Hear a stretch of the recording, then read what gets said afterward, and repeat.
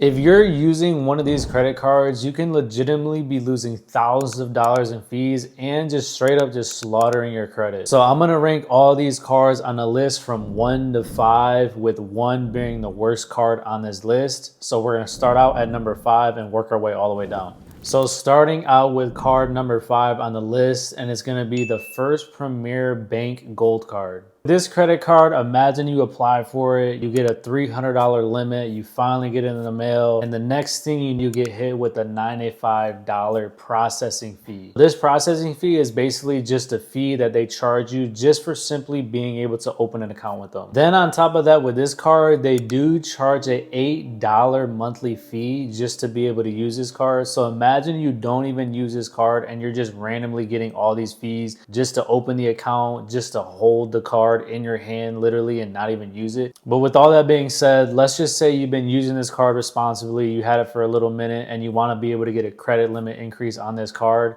The thing is, for you to be able to get a credit limit increase, they're also going to charge you a fee for that. Then this is where it gets super crazy, because when it comes to the interest rate with this credit card, you get hit with a 36% APR rate on this credit card. So if you have even the smallest balance possible and you're just paying the minimum payment due, you're literally going to be paying way more for whatever item you bought, just because the interest rate is so dang high. Because if you use a card like this and you use it wrong, you're gonna be straight up just draining your wallet. So avoid this card at all costs. So let's move on to card number 4 on the list, and it's gonna be the Credit One Bank Platinum Rewards Visa. So with this credit card, they do mention a 1% cash back on essential purchases like gas and groceries, but when you really look into the fine print, it's not very detailed. And also some purchases don't even qualify for the cashback rewards. Then on top of all that, when running into issues when it comes to rewards, another big complaint I found online and doing my research is the customer service. With me personally, I'm real big on customer service, so I feel like if I had very bad customer service with a credit card, it would literally just make me not even want to use it. And another thing I found out that's crazy about this credit card is their annual fee. So their annual fee is essentially based off your credit score. So some people might get charged a $39 annual fee, and some people might get charged $95 for their annual fee. And it sucks because they're the ones that decide to choose what your annual fee is based on your credit score. Then on top of all that, this card is known to have a high APR with this credit card at around 28%. So like that alone, on top of all the other negatives with this card, ranks this card at number 4 on the list. And this one I highly recommend to stay away from. So now let's hop into card number 3 on the list, and it's gonna be the Indigo Mastercard. So the Indigo Mastercard is gonna be more so targeted towards people that have damaged credit. And on top of that, if you do get approved for this credit card, you're gonna get like a super small limit.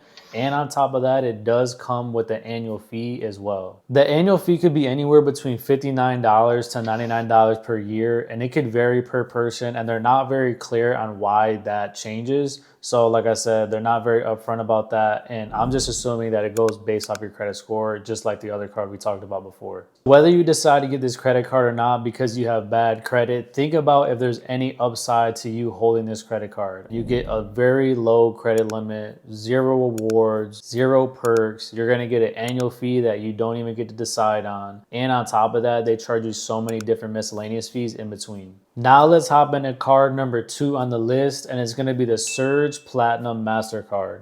This credit card, they charge you a $125 annual fee, and on top of that, they charge you a $30 setup fee just to open up an account with them. And on top of all that, it's crazy because they actually charge you a $10 monthly service fee, which is straight up just wild to me. So what this all means is that you basically have $275 wiped out of your bank account before you even use this credit card once. So it literally just doesn't even make sense. And on top of that, you're probably gonna get a small limit anywhere between $300 to $500 to start with this credit card. So literally when you receive it in the mail, the card is technically already maxed out before you even used it. So you're basically just setting up the process to destroy your credit, because you're gonna be messing up your credit utilization and creating bad habits, because you're always gonna have a high balance on this card right out the gate. This credit card, you might get approved very fast if you're somebody that has bad to poor credit, but at the end of the day, this is not a good choice for you. There's definitely other options out there that could be helpful for you if you're trying to build your credit. So this card I put as number 2 on the list, so make sure to stay away from this at all costs. All right, now let's get to the card number 1 on the list for being number 1 most terrible card you can have in 2025. and it's gonna be the total Visa card.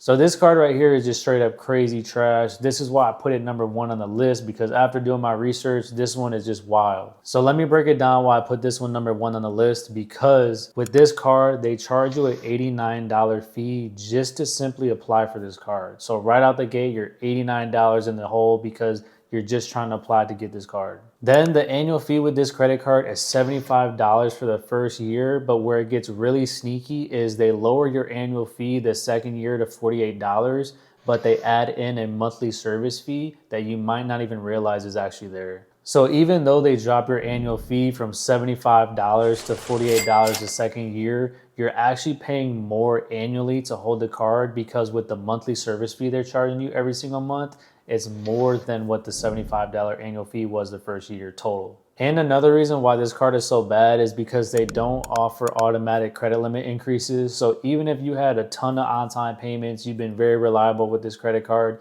they're not gonna offer you any automatic credit limit increases. If you do ask for a credit limit increase, they're gonna charge you for a fee for that too. And with this credit card, it gets much more worse because this card has a 34.99% APR. So if you just owe $250 on this credit card and you're making the minimum payment every single month, it could literally take you up to 2 years to pay off whatever you bought. That's why this card earns the number 1 spot on the list for the most trash card you can have in 2025, whether it's from the confusing annual fee, all the miscellaneous monthly fees they charge you, no credit limit increases, the small credit limit they give you.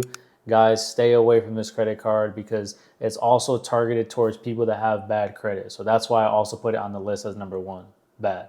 So just to give you guys a full recap, these are the cards we went through in order to avoid at all costs in 2025. Clocking in at number 5 on the list was going to be the First Premier Bank Gold Card. Coming in at number 4 was going to be the Credit One Bank Platinum Rewards Visa. Then clocking in at number 3 on the list was going to be the Indigo Mastercard. Then coming in at number 2 on the list is going to be the Surge Platinum Mastercard. And then taking the number 1 spot for being the most worst card of 2025 is going to be the Total Visa card. So if you need help with alternative options for good credit cards you want to look at, I have other videos on my YouTube channel you can check out. I actually made a video titled the top 5 credit cards you can have in 2025.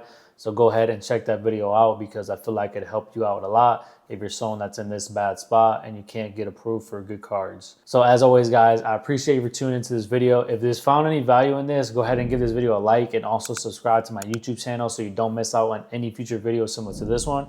But as always, guys, appreciate you watching. I'll see you on the next one.